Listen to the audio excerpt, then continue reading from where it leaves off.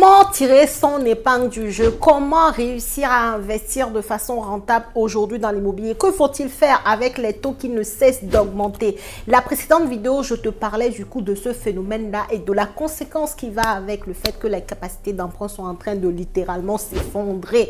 Et donc du coup que pour certains c'est compliqué, ça donne des blocages à certains. Bref, va regarder la vidéo précédente que j'ai faite avant celle-ci, c'est une suite.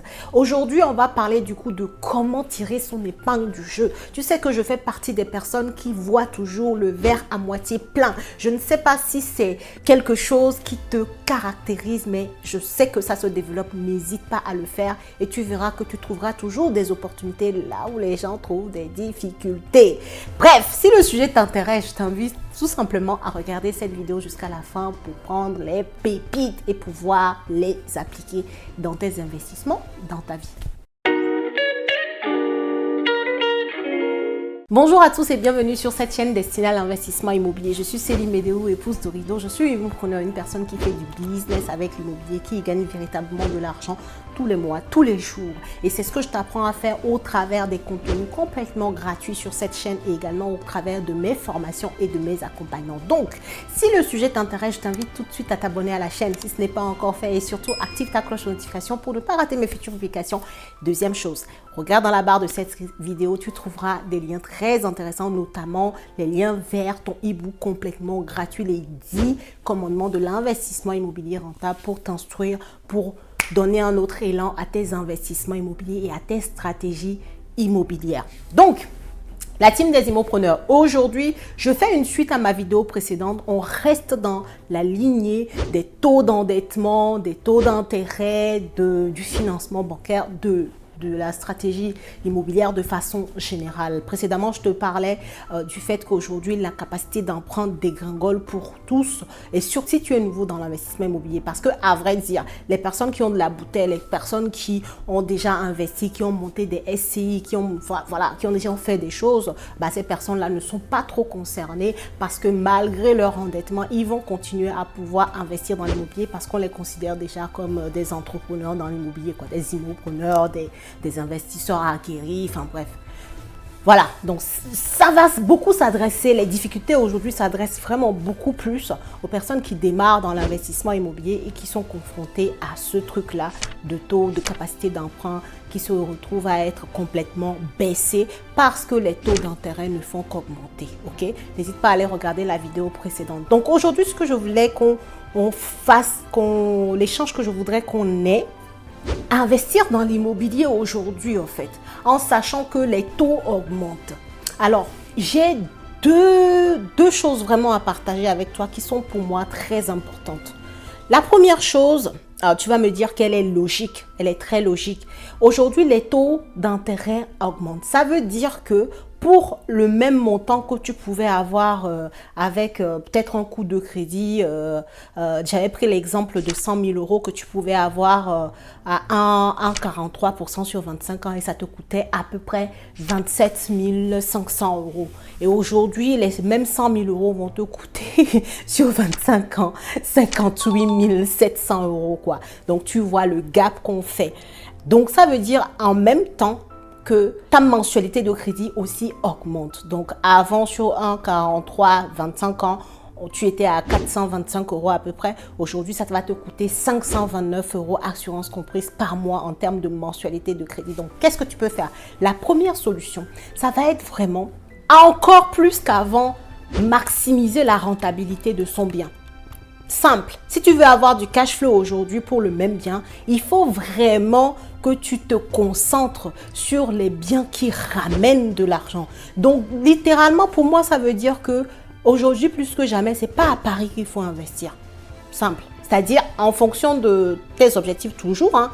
Mais si tu es en mode, je veux avoir du cash flow, je veux tirer meilleur profit de l'investissement immobilier, je ne veux pas que du patrimonial. Les grandes villes aujourd'hui, pour l'instant en tout cas, ce n'est pas là où il faut investir, à moins que tu sois prêt à faire de l'effort d'épargne, d'accord? À ce moment-là, ok, reste là. Mais si tu es en mode rentabilité, tu veux du cash flow, tu veux une liberté financière grâce à l'immobilier, là où on en est aujourd'hui, plus que jamais, tu dois trouver des biens rentables, d'accord? Ça veut dire qu'avant, si Toi, tu te disais, je veux du 8% de rentabilité. Aujourd'hui, il faut aller plutôt à du 10, du 12% de rentabilité. Pourquoi? Parce que les taux ont augmenté, quoi. Comme je t'ai fait l'exemple, aujourd'hui, 100 000 euros va te coûter 529 euros à sortir tous les mois pour la banque au lieu de 425 euros il y a quelques années. Donc, tu vois bien que, en fait, si les loyers n'ont pas trop évolué pour le même crédit, tu as moins de cash flow, en fait. Finalement, même, tu n'aurais pas de cash flow en fonction du montant que tu pourrais appliquer sur ton loyer, tu vois. Donc, ça veut dire que maintenant, plus que jamais, première chose très importante, il va falloir que tu ailles chercher la rentabilité. La rentabilité, la méga rentabilité, le max de rentabilité que tu peux tirer sur ton bien.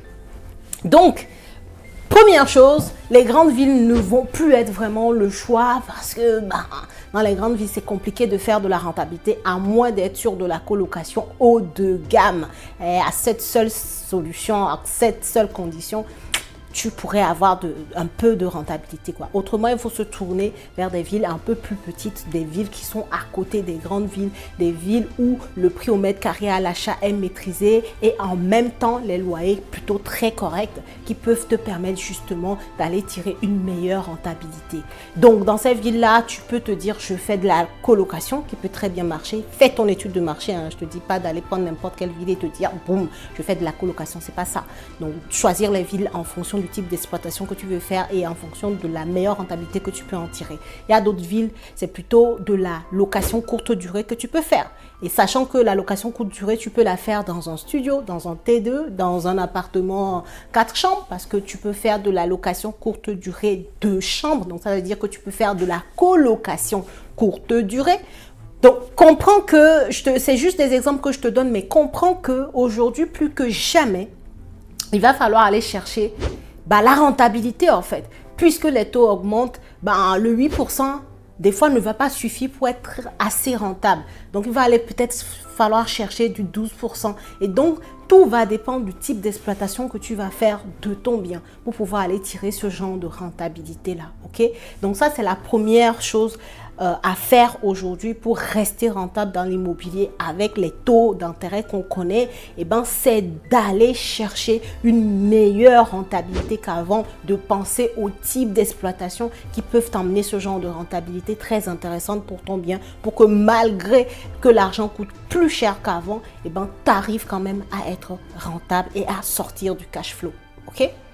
Et la deuxième chose très importante que je vais te dire, et celle-là, elle va aller en contresens de tout ce que tu peux entendre sur Internet. Et ça, j'en suis sûre, c'est une bombe que je vais te lancer. Cette deuxième chose-là, c'est d'être OK avec le fait de mettre de l'apport. Je répète, aujourd'hui, la bonne façon pour moi de faire de l'investissement immobilier, c'est de commencer à mettre de l'apport dans tes projets immobiliers. Et donc, ça veut dire qu'au préalable, il faut que tu aies de l'épargne. Bon, je ne cesse d'en parler sur ma chaîne, sur tous mes réseaux. L'épargne est importante et aujourd'hui, une partie de cette épargne-là doit te permettre d'emprunter moins d'argent à la banque. Et donc, ça veut dire tout simplement que tu mets de l'argent sur la table pour que au moins cette partie-là ne coûte pas d'argent. Donc, puisque c'est ton argent que tu as mis dans le projet, sur cette partie, tu ne payes aucun intérêt parce que c'est une partie que la banque ne te prête pas. Tu vois un peu la logique? Ça veut dire que sur les 100 000 euros avant qui allait te coûter 27 500, aujourd'hui tu prêtes les 100 000 euros en entier, tu vas avoir à payer 58 700 sur ces 100. Donc, ça veut dire que le coût, le projet au global, te coûterait 158 700 euros au total, quoi. Si tu comptes l'achat, plus tout ça, plus l'argent, les intérêts, 158 000 euros, c'est énorme. Donc, sur les 100 000 euros que tu vas demander à la banque, si tu peux, toi-même, tu peux mettre 20 000 euros, mets les 20 000 euros, en fait. Ça va avoir comme conséquence de baisser le montant que tu as demandé à la banque et à ricochet, ça va avoir comme conséquence positive de baisser également les intérêts que la banque va toucher sur le montant qu'elle t'aurait prêté. Tu vois? Donc aujourd'hui, pour moi, une bonne façon de faire de l'immobilier, c'est de mettre de l'argent sur la table pour qu'au final, tu dépenses moins, en tout cas en termes d'intérêt, d'emprunt à payer à la banque parce que, mon Dieu, ça coûte cher. je t'ai fait le calcul simple sur 100 000 euros. Hein. Si tu veux, je te le répète. Hein. N'hésite pas à faire les calculs toi-même. Tu fais du x2 facilement, en fait. Entre avoir sur 25 ans 100 000 euros à 1,43 et avoir sur 25 ans 100 000 euros à 3,5%, la différence est incroyable. Donc, aujourd'hui, pour moi, si tu as de l'épargne, il faut qu'une partie de cette épargne-là te serve à pouvoir mettre sur la table et comme ça baisser le montant que tu as à demander à la banque et donc baisser le coût de l'argent de façon globale, ce qui veut dire de baisser le coût de façon générale également de ton projet dans sa globalité en fait. Donc voilà pour moi les deux choses très importantes aujourd'hui à retenir. Je sais, la deuxième c'est une bombe, je le sais déjà parce que de façon très habituelle, on dit souvent il vaut mieux tout prêter, tout emprunter à la banque, il faut avoir du 110%. Moi-même j'ai profité du 110%, mais je te le dis en toute honnêteté, en toute franchise, j'aime la transparence et tu le sais. Moi aujourd'hui en 2023, si je réussis à faire mes projets que j'ai à faire, je te le dirai, je mettrai de l'apport de façon indéniable. Parce que ce ne sont pas des petits montants que je demande. Moi, là, on a fait l'exemple sur 100 000 euros. Admettons, imagine que tu as 300 000 euros à demander à la banque. Tu imagines ce que c'est comme intérêt que tu vas payer? Donc, si tu peux baisser ces intérêts-là, pourquoi ne pas le faire? C'est toujours ton argent en fait. Mettre 30 000 euros dans un projet à 300 000 euros, ça reste 10%. Ok, c'est vrai. Mais en même temps, c'est sur ces 30 000 euros là, tu n'auras pas à payer 3,5% dessus en fait. Et tu le sais encore une fois, même aujourd'hui, malgré les taux d'intérêt élevés, mettre ces 30 000 euros là dans un projet immobilier qui te rapporte 10%, 12%, de rentabilité, c'est toujours mieux que les laisser sur ton livret A ou sur ton LDD ou sur ton compte courant. Donc, je veux dire, quand tu réfléchis de façon globale, ça reste toujours une excellente stratégie en fait. Tu vois, surtout aujourd'hui en 2023. Donc, moi, je te soumets l'idée. N'hésite pas à réagir en commentaire. Qu'est-ce que tu en penses? Le fait de mettre également aujourd'hui de l'apport sur la table pour pouvoir aller baisser le coût total de ton investissement. Qu'est-ce que tu en penses? Like, partage la vidéo si elle t'a plu. Voilà, c'était vraiment les deux choses que je voulais partager avec toi. Avoir une nouvelle vision. Comme j'ai dit, il faut aller dans le sens de la vague, en fait. Toujours aller dans le sens de la vague. Réfléchir sur les nouvelles stratégies pour permettre toujours d'être rentable dans l'immobilier et de ne pas avoir à subir les taux d'intérêt qui sont quand même assez élevés aujourd'hui, d'arriver quand même à tirer son épingle du jeu. Voilà les deux choses que moi je voulais te partager là-dessus. N'hésite pas à réagir en commentaire et moi je te dis à la prochaine vidéo.